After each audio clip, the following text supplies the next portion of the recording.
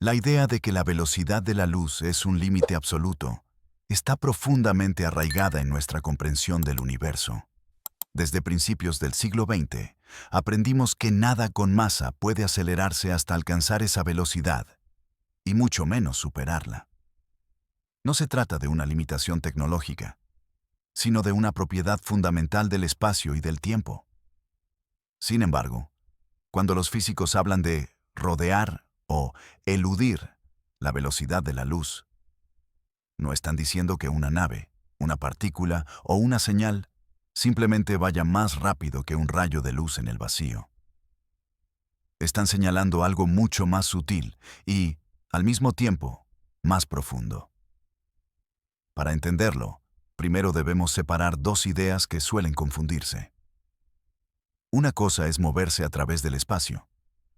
Otra muy distinta es modificar el propio espacio. La relatividad especial nos dice que, dentro del espacio-tiempo, la luz siempre gana. Cualquier objeto que intente alcanzarla necesitaría una energía infinita. Pero la relatividad general introduce una posibilidad inquietante. El espacio-tiempo no es rígido. Puede estirarse, curvarse y contraerse. Y cuando el espacio mismo cambia, las reglas aparentes del movimiento cambian con él. Aquí aparece la primera grieta conceptual en el límite de la luz. No es una grieta para atravesar con motores. Es una grieta para comprender. El universo permite que dos puntos del espacio se acerquen o se alejen sin que nada viaje entre ellos más rápido que la luz. Esto ya ocurre de manera natural. La expansión del universo separa galaxias a velocidades efectivas mayores que la velocidad de la luz, sin violar ninguna ley. Ninguna galaxia se mueve localmente más rápido que la luz. Es el espacio entre ellas el que se expande. Este detalle es crucial. La velocidad de la luz es un límite local, no necesariamente un límite global. Durante décadas, esta distinción fue solo una curiosidad teórica. Pero con el tiempo, algunos físicos comenzaron a preguntarse si esta flexibilidad del espacio-tiempo podía utilizarse de forma controlada. No para romper las leyes, sino para trabajar con ellas. La pregunta dejó de ser, ¿cómo vamos más rápido que la luz? Y pasó a ser, ¿cómo llegamos antes sin movernos más rápido que la luz? Este cambio de enfoque lo transforma todo. En lugar de acelerar una nave hasta velocidades imposibles, la idea consiste en alterar la geometría del espacio alrededor de ella. Comprimir el espacio delante, expandirlo detrás, crear una especie de ola en la estructura del universo. Desde el punto de vista externo, el objeto parecería viajar más rápido que la luz. Desde su interior, nunca se rompería el límite. Nadie dentro de la burbuja se movería realmente a velocidades prohibidas. La luz local seguiría comportándose normalmente. Las leyes fundamentales permanecerían intactas. Lo que cambiaría sería el camino. Durante mucho tiempo, estas ideas fueron consideradas meros ejercicios matemáticos, elegantes, provocadoras, pero físicamente irreales. Sin embargo, en los últimos años, algo empezó a cambiar. Nuevos modelos, nuevas soluciones, nuevas interpretaciones. Algunas de ellas sugieren que los obstáculos no son tan absolutos como se pensaba. No significa que ya tengamos una nave lista, ni que mañana podamos cruzar la galaxia. Significa algo más inquietante, que el límite de la velocidad de la luz quizá no sea un muro, sino un marco dentro del cual la realidad puede reorganizarse de formas inesperadas. Y es aquí donde comienza realmente nuestra historia. Durante muchos años, la idea de rodear la velocidad de la luz permaneció confinada a ecuaciones abstractas y discusiones teóricas. No porque fuera incorrecta, sino porque parecía exigir algo que el universo no estaba dispuesto a ofrecer, formas exóticas de energía y geometrías extremas del espacio-tiempo. Uno de los conceptos más conocidos que surgió de este enfoque es la llamada métrica de curvatura. a menudo asociada a la idea de una burbuja de desplazamiento. No se trata de un motor en el sentido clásico. No empuja, no acelera, no expulsa masa hacia atrás. En su lugar, modifica la estructura del espacio mismo. Imagina que el espacio frente a un objeto se comprime ligeramente, mientras que el espacio detrás se expande. El objeto no se mueve a través del espacio, sino que es transportado por una deformación del propio tejido del universo. Desde fuera, el desplazamiento podría parecer superlumínico.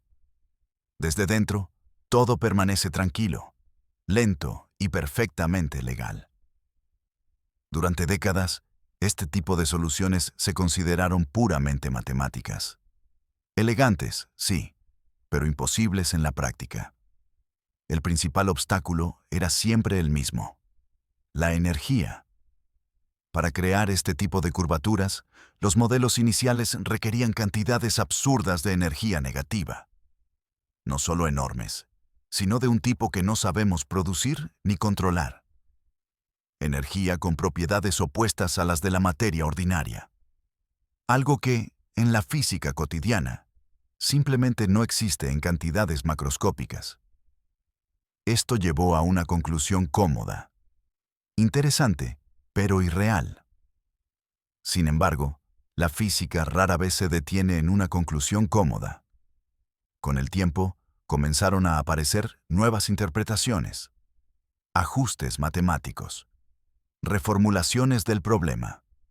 Algunos investigadores se preguntaron si el requisito de energía negativa era realmente fundamental o si era una consecuencia de suposiciones demasiado rígidas.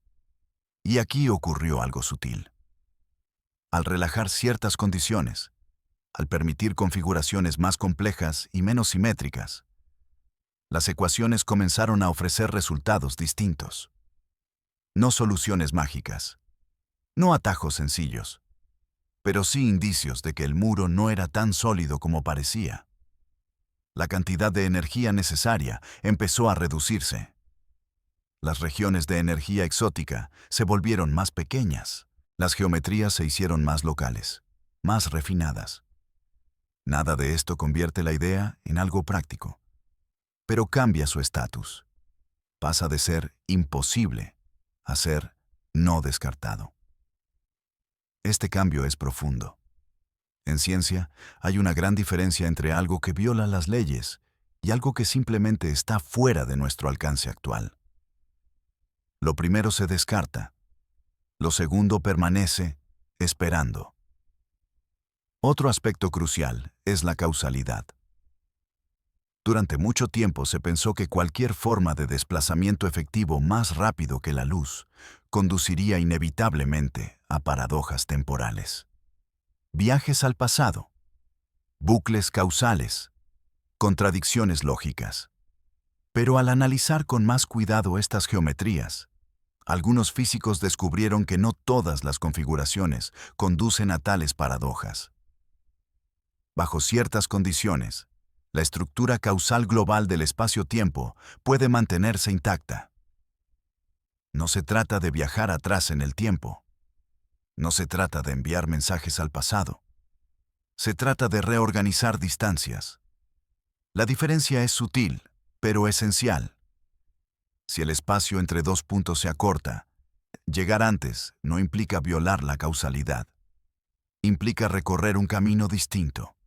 Este tipo de razonamiento ha ido ganando terreno lentamente. No con titulares ruidosos, sino con artículos técnicos, discusiones discretas y revisiones cuidadosas. Y aquí aparece una palabra clave. Rodear no significa romper, significa evitar. Evitar el límite sin desafiarlo directamente. La velocidad de la luz sigue siendo inviolable localmente. Ninguna señal la supera. Ninguna partícula la cruza. Ningún observador ve leyes rotas a su alrededor. Pero el universo, al permitir que el espacio sea dinámico, deja abierta una posibilidad inquietante. Que llegar antes no sea lo mismo que ir más rápido. Este matiz cambia nuestra relación con uno de los pilares más sólidos de la física moderna. No lo derriba, no lo debilita, pero lo coloca en un contexto más amplio. Y cuando un límite se convierte en contexto, deja de ser una barrera absoluta. Se convierte en una invitación a pensar de otra manera. Esa invitación es el hilo que seguiremos a continuación. En los últimos años, algo cambió silenciosamente en la forma en que los físicos miran estas ideas. No hubo un anuncio espectacular, ni una revolución repentina. Lo que ocurrió fue más lento, más profundo y por eso mismo, más significativo. Las ecuaciones que antes parecían exigir condiciones imposibles comenzaron a reinterpretarse.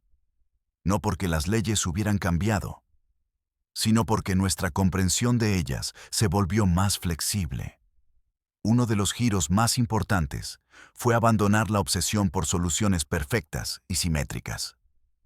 Durante mucho tiempo, los modelos asumían configuraciones idealizadas, burbujas perfectamente esféricas, campos uniformes, geometrías limpias. Estas simplificaciones hacían las matemáticas manejables, pero también imponían costos enormes. Cuando algunos investigadores empezaron a explorar configuraciones más irregulares, menos elegantes y más locales, surgió algo inesperado. Los requisitos extremos comenzaron a relajarse. La energía necesaria disminuyó. Las regiones problemáticas se volvieron más pequeñas. Las condiciones se volvieron menos absolutas. No desaparecieron los problemas, pero dejaron de ser muros. Otro cambio crucial fue la incorporación más cuidadosa de efectos cuánticos. Durante mucho tiempo, la mayoría de estos modelos se trataron desde una perspectiva puramente clásica de la relatividad general. Pero el universo real no es clásico. A escalas fundamentales, todo está impregnado de fluctuaciones cuánticas.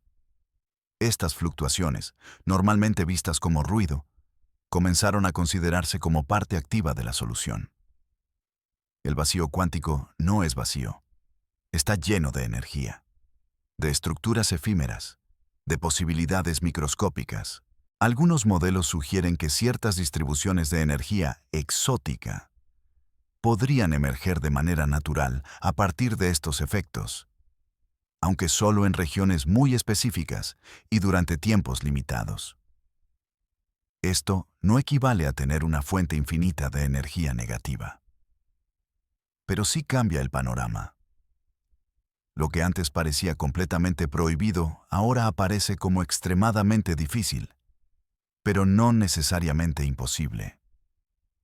Aquí es donde la frase "los físicos encontraron una forma" empieza a adquirir un significado más preciso. No se trata de un método práctico. No se trata de una tecnología lista. Se trata de un marco teórico más amplio. Un marco en el que el límite de la velocidad de la luz sigue intacto, pero ya no define por sí solo todas las posibilidades de desplazamiento. Otro elemento clave es el concepto de estabilidad. Muchas soluciones antiguas eran matemáticamente válidas, pero físicamente inestables.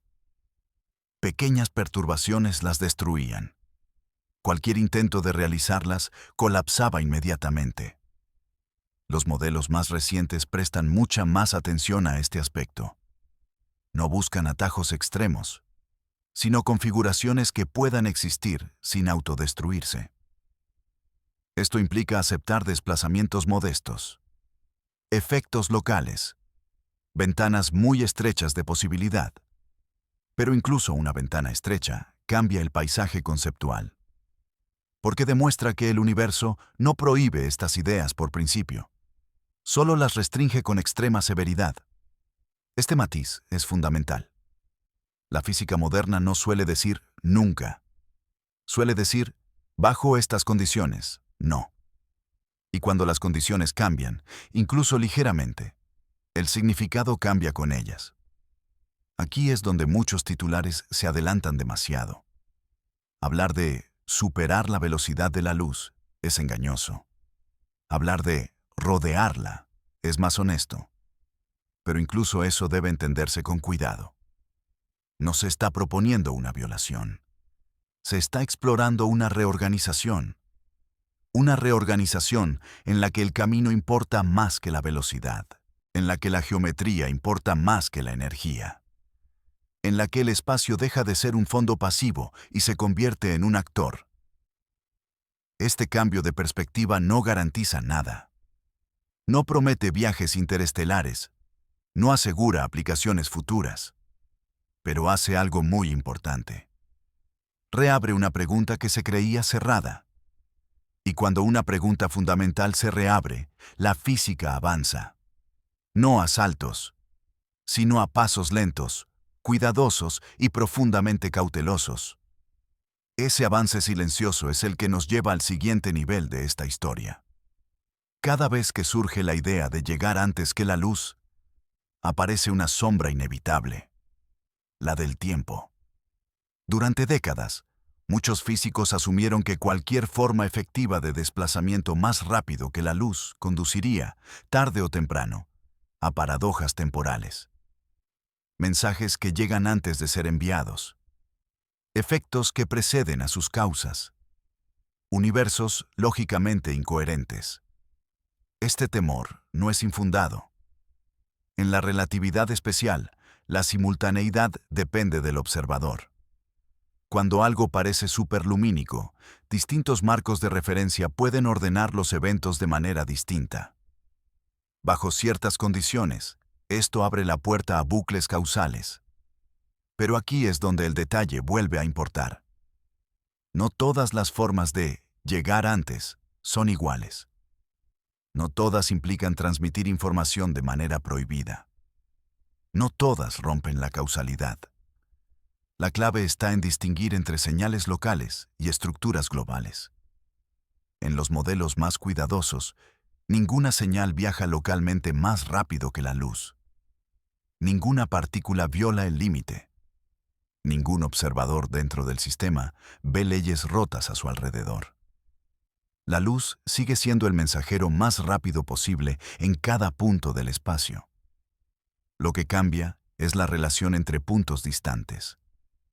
Si el espacio entre dos regiones se contrae de forma controlada, el tiempo necesario para ir de una a otra se reduce sin que se produzca una señal superlumínica local. Desde fuera, el trayecto parece imposible. Desde dentro, todo ocurre de manera normal. Este enfoque cambia radicalmente el análisis de la causalidad. Las paradojas clásicas surgen cuando se permiten señales que pueden invertirse temporalmente según el observador, pero en una geometría cuidadosamente diseñada. La estructura causal global puede mantenerse consistente. No es fácil, no es automático, pero tampoco es imposible por principio. Algunos modelos muestran que, si la región deformada del espacio se crea y se destruye bajo condiciones muy específicas, no aparecen curvas temporales cerradas. No hay caminos que permitan volver al propio pasado. No hay mensajes que puedan enviarse antes. Esto no convierte la idea en segura, pero sí en conceptualmente defendible. La física moderna es extremadamente sensible a la causalidad. No la sacrifica a la ligera. Si una propuesta la viola de forma inevitable, se descarta. Si existe una formulación que la preserve, aunque sea bajo condiciones extremas, la puerta permanece entreabierta. Aquí es donde el lenguaje mediático suele fallar. Decir que los físicos rompieron el tiempo es falso. Decir que lo ignoraron es incorrecto. Lo que hicieron fue examinar con más cuidado los supuestos. Descubrieron que muchas paradojas surgían no de las leyes, sino de interpretaciones demasiado simples. El tiempo no es un río uniforme, es parte de la geometría. Y como toda geometría, puede doblarse sin quebrarse. Esto no significa que el viaje en el tiempo sea posible. Significa algo más sutil, que evitar la velocidad de la luz no implica automáticamente destruir la causalidad. Este matiz es esencial. Durante mucho tiempo, la causalidad fue usada como argumento final, un no definitivo. Pero al refinar los modelos, ese no se transformó en un depende. Depende de cómo se construya la geometría. Depende de cómo se limite la región afectada. Depende de cómo se preserve la estructura global. Nada de esto es sencillo. Nada de esto es práctico. Pero todo ello es coherente. Y en ciencia, la coherencia es una moneda muy valiosa. La posibilidad de mantener la causalidad mientras se reduce el tiempo de viaje cambia la naturaleza del debate. Ya no se trata de fantasía contra realidad. Se trata de condiciones contra restricciones, de lo que el universo permite bajo circunstancias muy concretas y de lo que simplemente no tolera. Este cambio prepara el terreno para una pregunta aún más profunda. Si la causalidad puede preservarse, si la velocidad de la luz sigue siendo localmente inviolable, si la geometría puede reorganizar distancias, entonces, ¿qué es exactamente lo que estamos rodeando? Esa pregunta nos lleva al corazón mismo de este límite. En este punto, la pregunta cambia de forma casi imperceptible. Ya no se trata de si es posible ir más rápido que la luz, ni siquiera de si se puede llegar antes sin violar la causalidad. La cuestión se vuelve más precisa y al mismo tiempo más profunda. ¿Qué es exactamente lo que estamos rodeando? Durante mucho tiempo se asumió que la velocidad de la luz era un límite único, simple y absoluto. Una frontera clara que separaba lo posible de lo imposible. Pero al analizar con cuidado las teorías modernas, aparece una imagen distinta. La velocidad de la luz no es solo un número. Es una propiedad de la estructura del espacio-tiempo. Un vínculo entre espacio, tiempo y causalidad. Cuando decimos que nada puede superar la velocidad de la luz, estamos diciendo que ninguna señal local puede transmitir información más rápido que ese límite. Estamos hablando de comunicación, de causa y efecto, de coherencia. Pero no estamos diciendo que todas las nociones de distancia y duración sean inmutables. Aquí surge una distinción crucial. Hay límites sobre la velocidad, hay límites sobre la información y hay límites sobre la estructura misma del espacio. No todos coinciden. En los modelos que exploran estas ideas, la velocidad de la luz sigue siendo el límite de transmisión local. Ningún observador dentro del sistema ve una señal adelantarse a la luz. Ninguna información se propaga de manera prohibida. Lo que se modifica es la relación entre puntos distantes. El espacio deja de ser un escenario fijo. Se convierte en algo que puede reorganizarse. En este sentido, no se está rodeando la velocidad de la luz como tal. Se está rodeando una interpretación simplificada del límite. La idea de que el camino entre dos puntos es rígido y no puede alterarse. Cuando ese supuesto se relaja, aparecen nuevas posibilidades. No infinitas, no libres de costo, pero conceptualmente coherentes. Este cambio obliga a replantear qué entendemos por velocidad. En un espacio dinámico, la velocidad deja de ser una magnitud universalmente comparable. Depende del marco, de la geometría, de la forma en que el espacio está configurado. Ir más rápido pierde sentido. Llegar antes se vuelve relativo. Este desplazamiento conceptual es incómodo, pero poderoso. Nos recuerda que muchos límites que consideramos absolutos lo son solo dentro de ciertos supuestos. Cuando esos supuestos cambian, el límite no desaparece, pero se reubica. La física moderna está llena de ejemplos similares. La temperatura mínima, la densidad máxima, la energía del vacío. En todos los casos, el límite no se rompe. Se integra en una estructura más amplia. Así ocurre también aquí. La velocidad de la luz sigue siendo central. Sigue definiendo causalidad. Sigue marcando lo que puede influir en qué. pero deja de ser el único criterio relevante para el movimiento efectivo. Este matiz es fácil de perder en titulares rápidos, pero es esencial para comprender por qué algunos físicos hablan con cuidado, sin proclamas grandilocuentes. No dicen que el límite cayó, dicen que el marco se amplió. Y cuando el marco se amplía, nuestra intuición necesita tiempo para adaptarse. La pregunta original se vuelve entonces más clara. No estamos intentando escapar de la luz. Estamos aprendiendo a leer mejor el mapa del espacio-tiempo. Y en ese mapa, algunas rutas no son rectas. Algunas distancias no son lo que parecen. Algunos límites funcionan más como reglas de consistencia que como muros. Este entendimiento prepara el terreno para la siguiente etapa. Porque si el espacio puede reorganizarse, si los límites dependen del marco, entonces surge una nueva cuestión inevitable. ¿Qué costo tiene todo esto? A esa pregunta nos acercamos ahora. Cada vez que estas ideas se acercan a algo tangible, surge una pregunta inevitable. No una pregunta filosófica, sino práctica. Una pregunta que actúa como freno natural a cualquier entusiasmo prematuro. ¿Cuál es el precio? Hasta ahora hemos hablado de geometría, causalidad y límites conceptuales. Pero el universo no concede reorganizaciones gratuitas. Cada modificación del espacio-tiempo exige un costo, y ese costo suele expresarse en energía. Aquí es donde la mayoría de las propuestas se enfrentan a la realidad más dura. Modificar el espacio no es como mover un objeto dentro de él. El espacio-tiempo no es un escenario pasivo que pueda doblarse a voluntad sin consecuencias. Es una entidad dinámica, profundamente ligada a la energía y a la materia.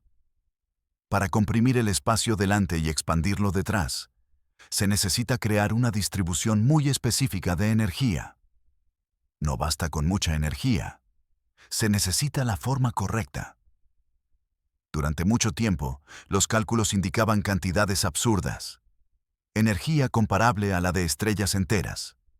A veces, más que la energía total contenida en regiones enteras del universo observable. Este fue, durante décadas, el argumento definitivo. No imposible por ley, imposible por escala. Sin embargo, como ocurrió con otros obstáculos, este límite comenzó a revisarse.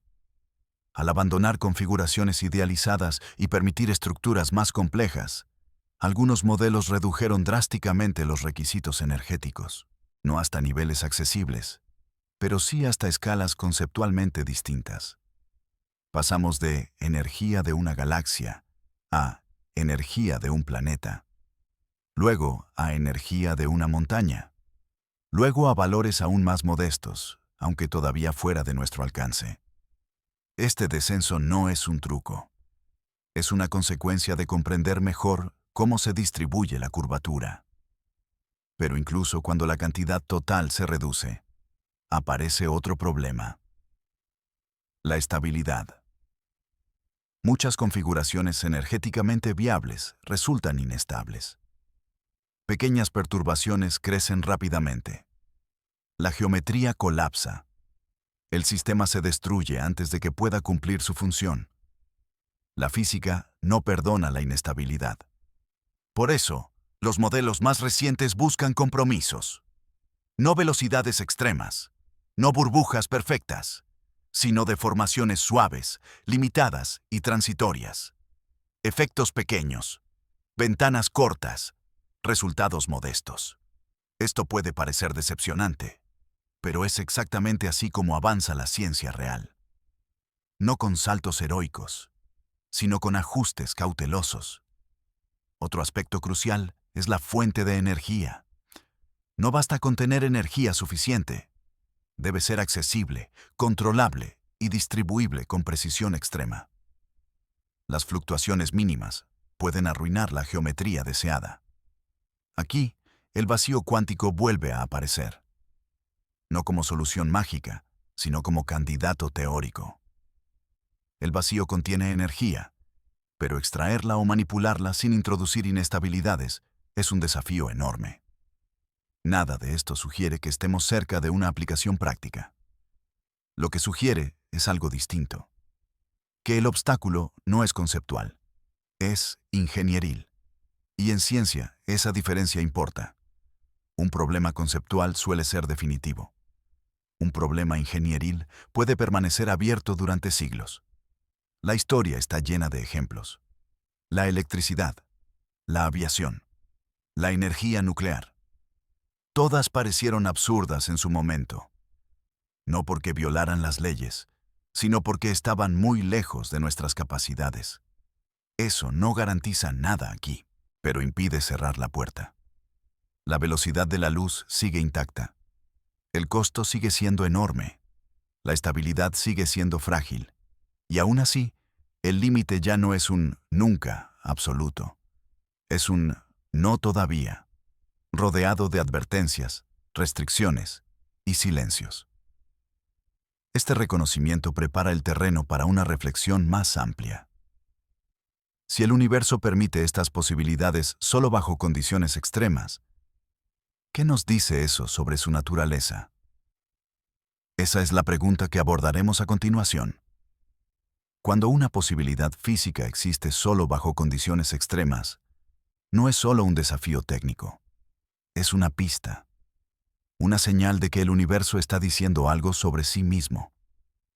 La dificultad no es un error, es información. El hecho de que reorganizar el espacio-tiempo requiera tanta energía, tanta precisión y tanta estabilidad, sugiere que el cosmos no está diseñado para el desplazamiento arbitrario.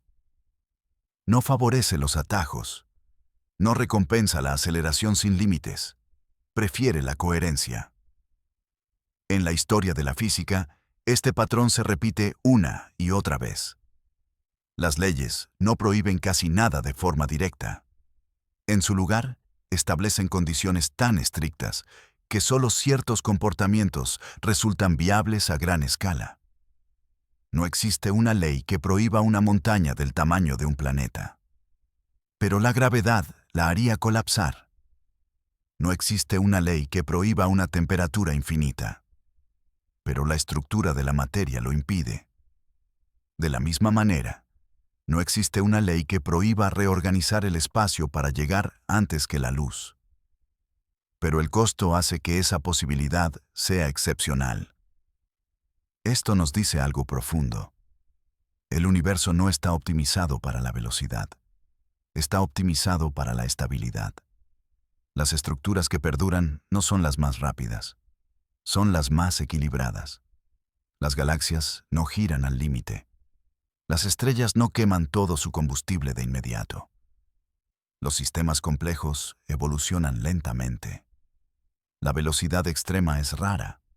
La duración es valiosa. Desde esta perspectiva, el límite de la luz deja de verse como una barrera arbitraria.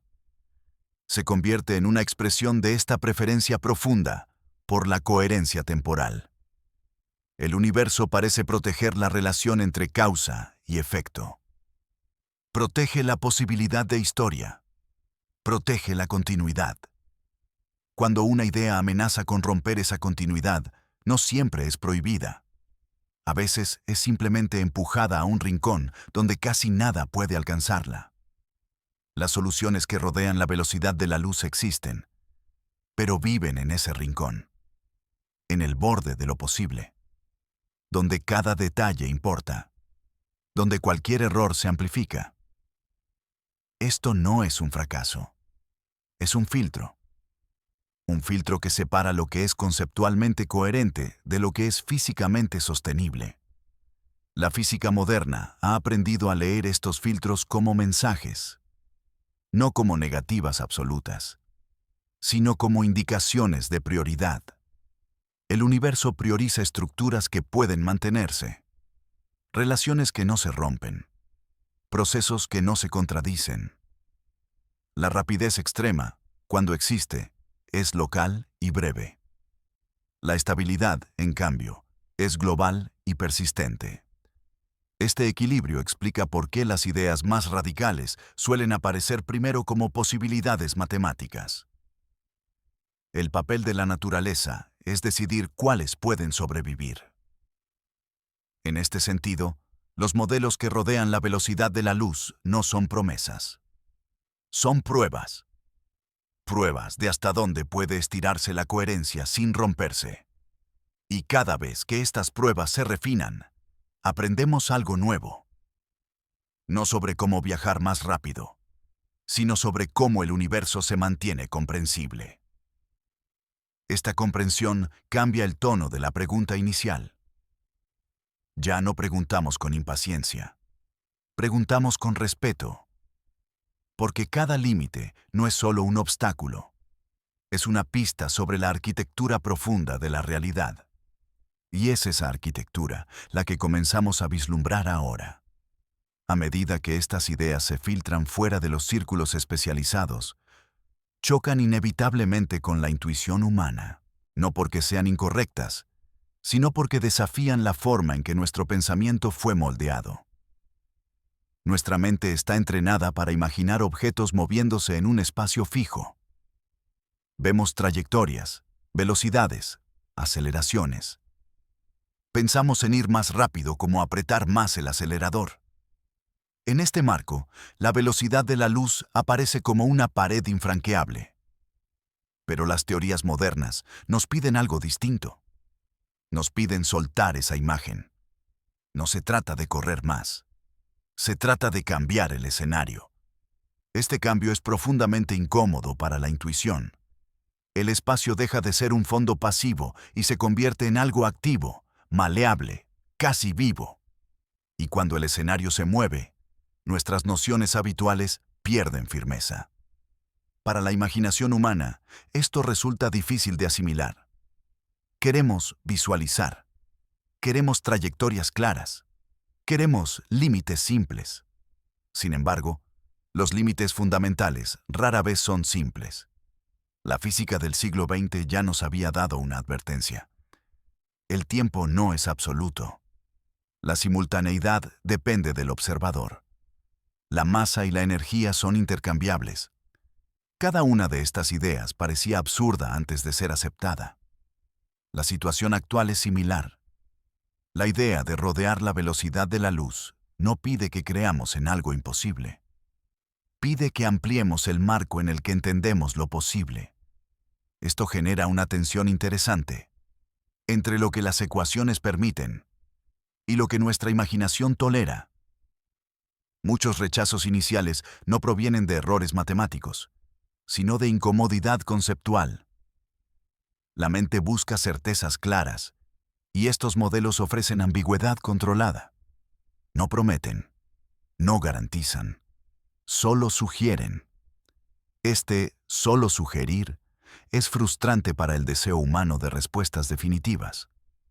Pero es precisamente así como avanza el conocimiento profundo. Las grandes transformaciones en la física no llegaron cuando alguien gritó una verdad nueva, sino cuando se aceptó lentamente que una intuición antigua ya no era suficiente. Aceptar que el espacio puede reorganizarse implica aceptar que nuestras categorías mentales no son universales. Son aproximaciones útiles, válidas solo dentro de ciertos márgenes. Cuando salimos de esos márgenes, necesitamos nuevas metáforas, nuevas formas de pensar, más silencio. Aquí es donde el tono de estas ideas se vuelve casi meditativo. No invitan a la conquista, invitan a la contemplación. Nos recuerdan que el universo no está obligado a coincidir con nuestra intuición, que nuestras expectativas no dictan sus reglas, que comprender no siempre significa dominar. Este choque entre expectativa y realidad tiene un valor profundo. Nos obliga a revisar no solo nuestras teorías, sino nuestra relación con el conocimiento. Tal vez no estamos destinados a cruzar el cosmos a voluntad. Tal vez algunas posibilidades existen solo para mostrarnos los bordes del entendimiento. Y aún así, explorarlas tiene sentido. Porque al hacerlo, aprendemos algo esencial.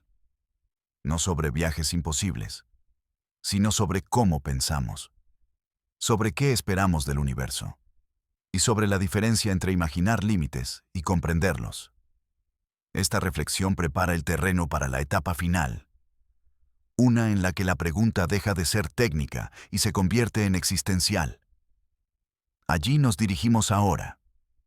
En este punto, todas las líneas que hemos seguido comienzan a converger. La física, la intuición, los límites y las posibilidades ya no aparecen como temas separados, sino como partes de una misma estructura. La idea de rodear la velocidad de la luz nos ha llevado lejos de la pregunta inicial. Ya no hablamos solo de desplazamiento. Hablamos de cómo el universo organiza lo que puede ocurrir y lo que debe permanecer excepcional. La luz sigue siendo central. Sigue marcando el ritmo local del cosmos. Sigue definiendo la relación entre causa y efecto. Pero ahora entendemos que ese ritmo no lo es todo. El universo no está construido únicamente a partir de velocidades. Está construido a partir de relaciones. Relaciones entre eventos, entre regiones del espacio, entre posibilidades y restricciones. Cuando observamos los modelos que permiten reorganizar el espacio-tiempo, vemos que no están intentando escapar de estas relaciones. Al contrario, están trabajando dentro de ellas, buscando configuraciones que no rompan la coherencia global. Esto revela algo importante. Los límites más profundos no son barreras duras. Son condiciones de consistencia. No dicen, esto está prohibido. Dicen, esto solo puede existir si todo lo demás sigue teniendo sentido. Desde esta perspectiva, la velocidad de la luz es una condición para que el universo sea narrable, para que los eventos puedan ordenarse, para que exista un antes y un después. Las propuestas que la rodean no eliminan esta narración. La comprimen, la reorganizan, permiten que dos puntos se acerquen sin que la historia se vuelva incoherente. Permiten que el tiempo de viaje se reduzca sin que el tiempo mismo se rompa. Esto no hace al universo más caótico, lo hace más sutil. La sutileza es una característica constante de la física profunda. Cuanto más cerca estamos de los fundamentos, menos espectaculares se vuelven los fenómenos y más delicadas las condiciones. No hay fuegos artificiales en el límite de la luz. Hay equilibrio. Esta comprensión unifica muchas ideas que antes parecían contradictorias. El límite permanece, pero su papel se vuelve más claro. No es una pared, sino un eje alrededor del cual gira la estructura causal.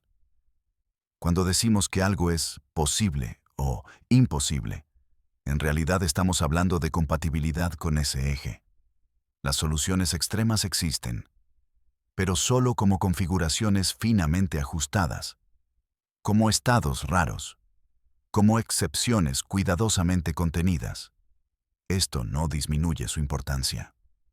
La refuerza, porque nos muestran hasta dónde puede llegar la coherencia sin perderse. En este punto, la pregunta inicial se transforma una vez más. Ya no preguntamos si los físicos han encontrado una forma de rodear la velocidad de la luz. Preguntamos qué nos enseña esa búsqueda sobre la naturaleza del universo. La respuesta no es una tecnología, es una comprensión. El cosmos no está diseñado para el máximo rendimiento. Está diseñado para la continuidad, para que las historias puedan existir, para que los procesos tengan memoria, para que la causalidad no se diluya. La luz, entonces, no es solo una velocidad, es un principio organizador. Rodearla no significa negarla, significa entender su función más profunda. Esta integración marca el inicio del cierre, no como un final abrupto, sino como una transición suave hacia la reflexión final. Allí nos dirigimos ahora. Cuando nos acercamos al final de este recorrido, se vuelve evidente que nada fundamental en el universo ha cambiado. Las leyes siguen siendo las mismas.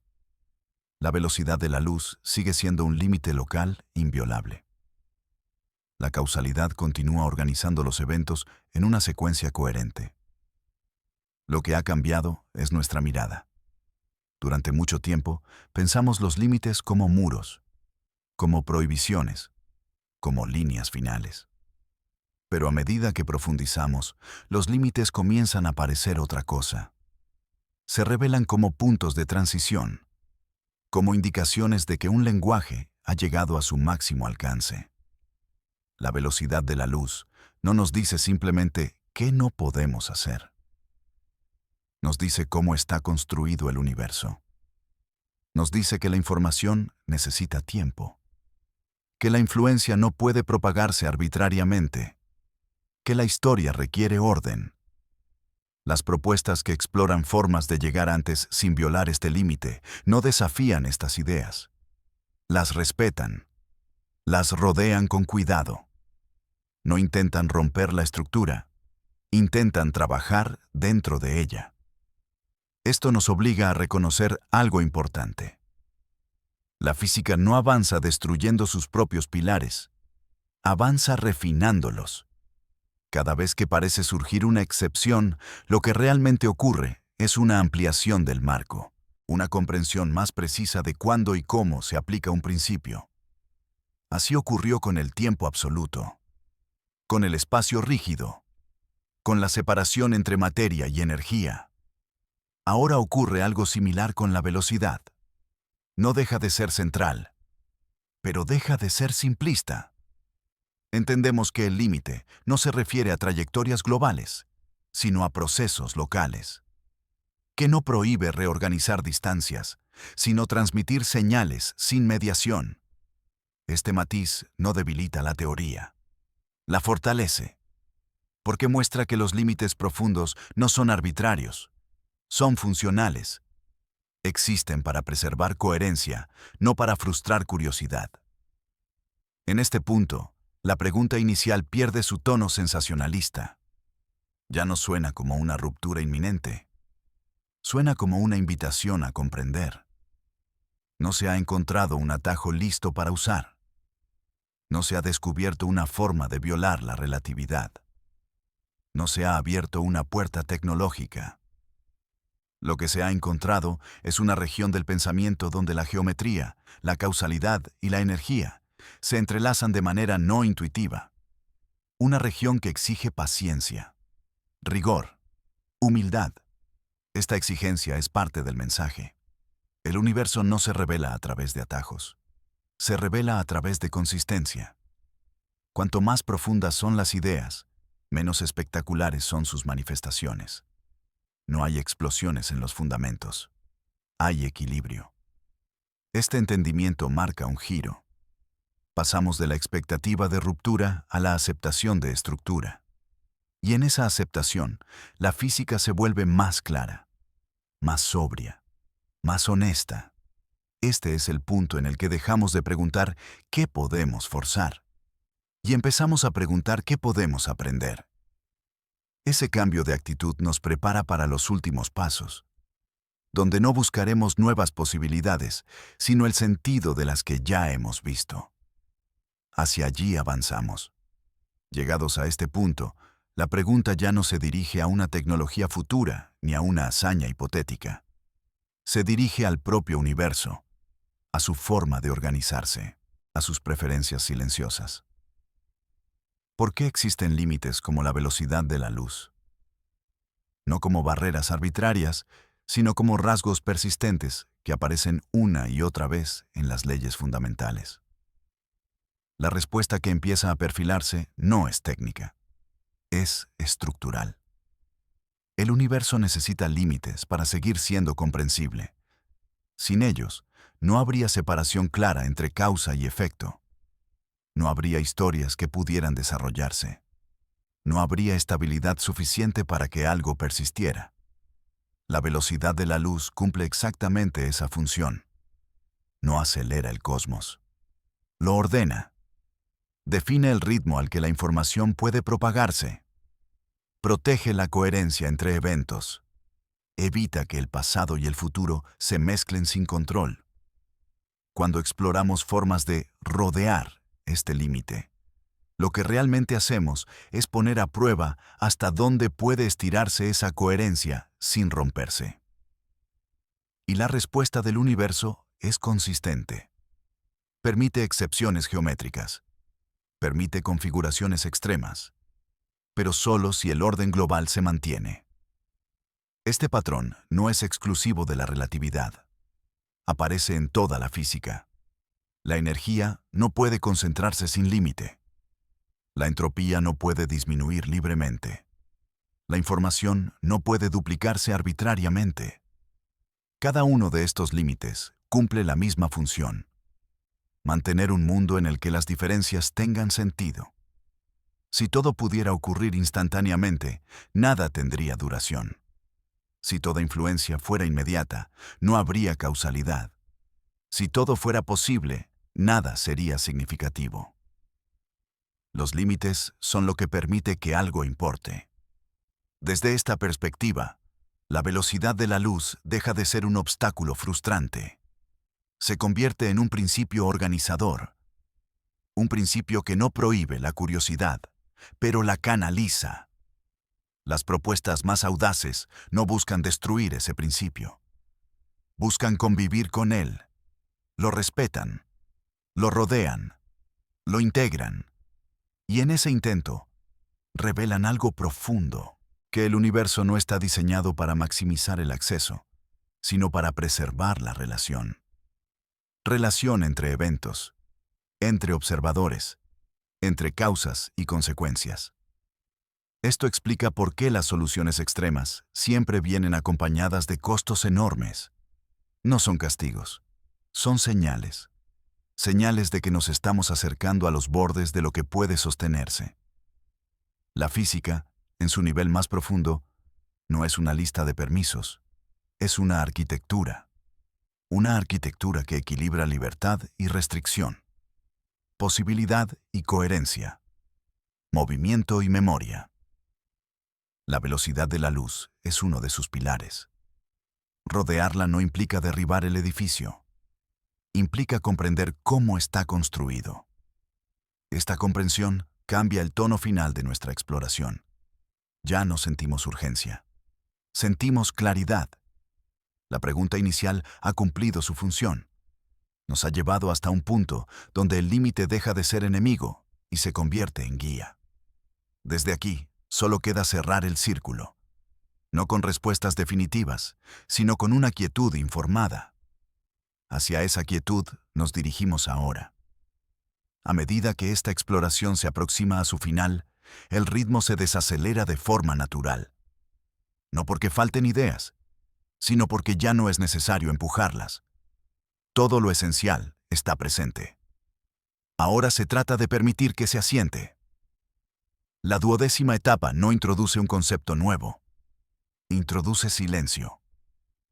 Después de atravesar teorías, límites, costos y posibilidades, queda una sensación clara. El universo no responde a la prisa. No se revela ante la insistencia. Se deja comprender cuando se observa con paciencia.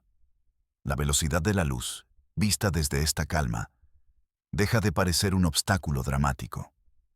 Se convierte en una referencia estable, un pulso constante que mantiene unido el tejido del tiempo.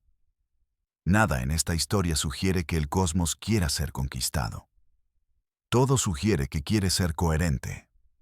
Las ideas que buscan rodear ese límite no son gestos de rebeldía. Son ejercicios de escucha. Escuchar cómo responde el espacio cuando se lo curva. Cómo reacciona el tiempo cuando se reorganizan distancias. Cómo la causalidad se ajusta sin romperse. En esta escucha, la física se vuelve menos ruidosa, más precisa, más humilde. Las soluciones extremas no aparecen como triunfos. Aparecen como equilibrios delicados. Estados en los que todo debe alinearse para que nada colapse. Este carácter frágil no es una debilidad, es una señal de profundidad. Las estructuras más profundas no toleran excesos. Funcionan solo dentro de márgenes muy finos. Fuera de ellos, se desvanecen. Esta idea resuena más allá de la física, en sistemas vivos, en procesos mentales, en culturas. La estabilidad no surge de la aceleración constante, sino de la capacidad de sostenerse en el tiempo. La 12ª etapa invita a reconocer este patrón, a aceptar que algunos límites no están ahí para ser superados, sino para ser comprendidos. Cuando dejamos de exigirle al universo que nos ofrezca atajos, empezamos a ver su arquitectura. Una arquitectura silenciosa, pero extraordinariamente consistente. En esta quietud, la pregunta inicial se disuelve, no porque haya sido respondida de forma directa, sino porque ha cambiado de naturaleza. Ya no buscamos una forma de ir más rápido, buscamos una forma de entender.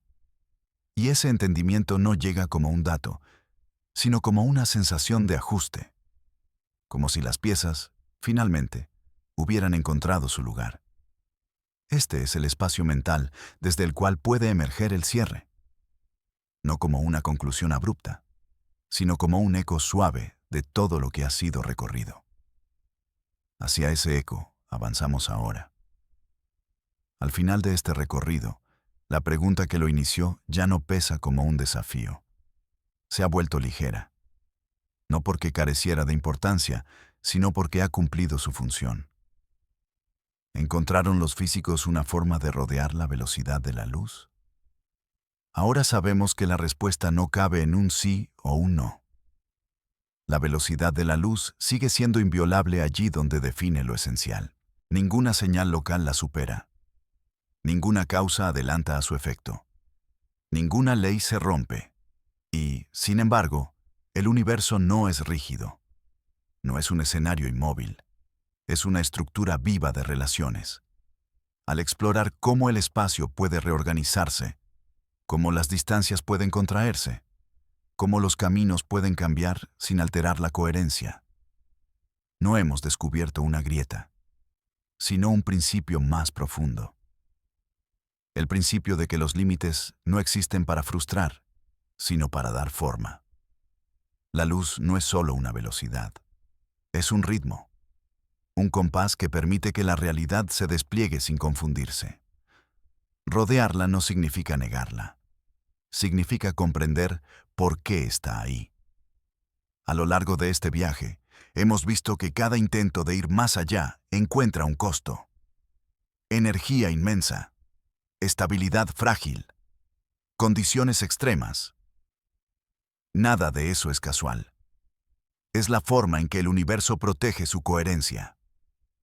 No mediante prohibiciones absolutas, sino mediante equilibrios delicados. Cuando esos equilibrios se respetan, aparecen posibilidades, raras, difíciles, limitadas, pero reales en el sentido más profundo. No contradicen la estructura. Esta es quizá la lección más silenciosa de todas. El cosmos no está diseñado para el máximo rendimiento. Está diseñado para la continuidad, para que haya historias, para que el tiempo tenga dirección, para que los acontecimientos no se disuelvan en simultaneidad caótica. La velocidad de la luz es una de las columnas que sostienen esa continuidad. Al mirarla así, la pregunta inicial se transforma. Ya no nos preguntamos cómo escapar de los límites, sino qué nos revelan sobre el tipo de universo que habitamos. Un universo que no acelera sin medida, que no ofrece atajos gratuitos, que no se deja forzar, pero que, al mismo tiempo, permite exploraciones profundas, siempre que se hagan con cuidado. Este equilibrio entre apertura y restricción, entre posibilidad y coherencia, es lo que hace que el universo sea comprensible. Y quizá también habitable. Al final, no hemos encontrado un motor. Hemos encontrado una actitud. La actitud de escuchar antes de empujar, de entender antes de conquistar, de aceptar que algunos límites no están hechos para caer, sino para sostener. En ese reconocimiento, la pregunta se disuelve por completo. No porque haya sido superada, sino porque ha sido entendida. Y en ese entendimiento queda solo un eco tranquilo, de un universo que sabe exactamente a qué velocidad puede avanzar sin perderse a sí mismo. Aquí termina el viaje.